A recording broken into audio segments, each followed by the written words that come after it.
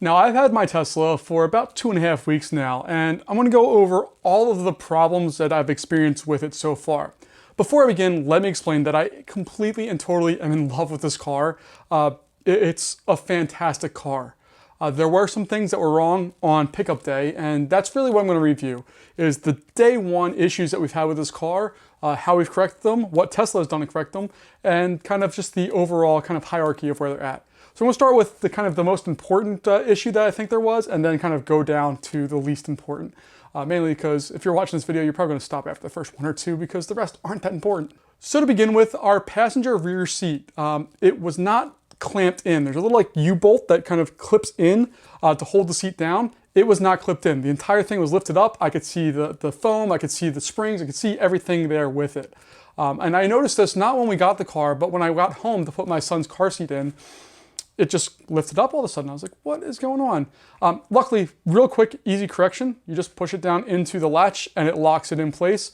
It took me all of 3 seconds to diagnose and fix, but still a little disconcerting to see that that wasn't done from the factory. The second issue that we had was the driver's side tail light, specifically the one that's on the lift gate.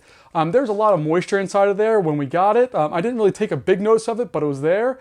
And then as I washed the car, as it rained, as it was humid here in Maryland, there was moisture and condensation inside of there, and it didn't go away. It was there for the entire life of things.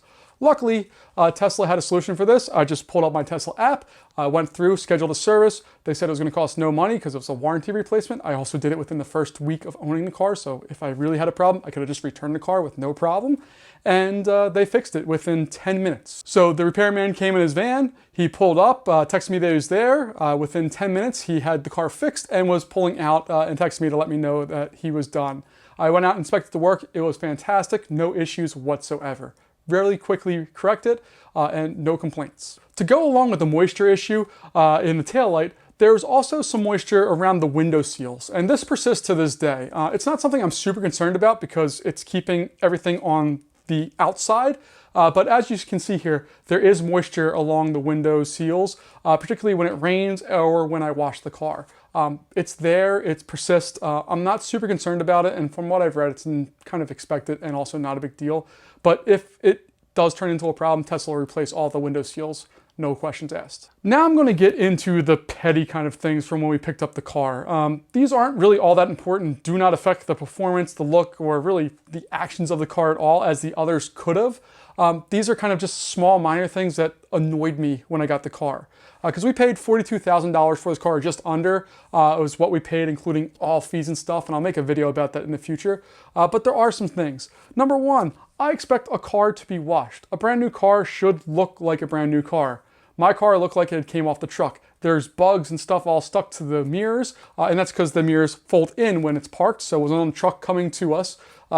It got a bunch of bugs on it, and it was never cleaned up. So that's annoying. The second little issue was that the software was not up to date. Now, I know Tesla pushes out software updates every couple of weeks. Since we've owned the car, we've gotten 2, one of which was the day of ownership, so it should have been corrected. It should have been updated before we got it. But I got home, connected it to our home Wi-Fi, and updated it, and 25 minutes later, it was installed and ready to go. So not a big deal. And then finally is the battery. The battery was not charged to a point where I was comfortable with it beginning with here. It was charged to 40%, which is fine. It's not like it's a big hurt or anything, but if I wanted to go out on a longer drive with this thing, I really couldn't. 40% battery is about 120, 100 miles, somewhere around there, which is a lot of range, would have easily gotten me to superchargers or anything like that. But at the end of the day, I would have really liked the car to have been charged up to a Tesla recommended number of 80 or 90%. Is it petty? Yes. But you're also talking to somebody who, when they bought a 2013 Honda Civic, the gas tank wasn't full, and I took it back the next day and got them to fill up the gas tank. I expect the car to be fully charged and ready to roll when we purchase. Small minor things, yes, but just something that I expected them to have done and to for me not to have to worry about. So those are the 6 things that were wrong with my Tesla when I picked it up. And to this day, they are the only problems that persisted. Most of them were corrected either by Tesla or just by doing basic things like software updates or charging the battery. And then we still have the one lingering issue of the moisture of the windows. Again, the moisture's not going anywhere, but if it does, I can update it and fix it and get it corrected pretty easily. The only other complaint I have with this car at all is we have roughly 700, a little under 700 miles on it right now, and we already have 2 paint chips on the hood. That's just because Tesla's paint is garbage. It looks fine. I really like the white. It's kind of like a pearl. It looks different in different lighting situations. I really like the color. It's just the protection's not there to the extent of other auto manufacturers. So I love the car. I love everything about it. And the issues that we had or have had are not really big deals. But again, just little things that they can fix and tweak to make a better experience for the customer and to make them a more desirable brand. Although they're pretty desirable if you've looked at their stock price already. So little things, but things that matter to me and things that I would like to see corrected on my next Tesla, which I'm pretty sure my next car will be a Tesla.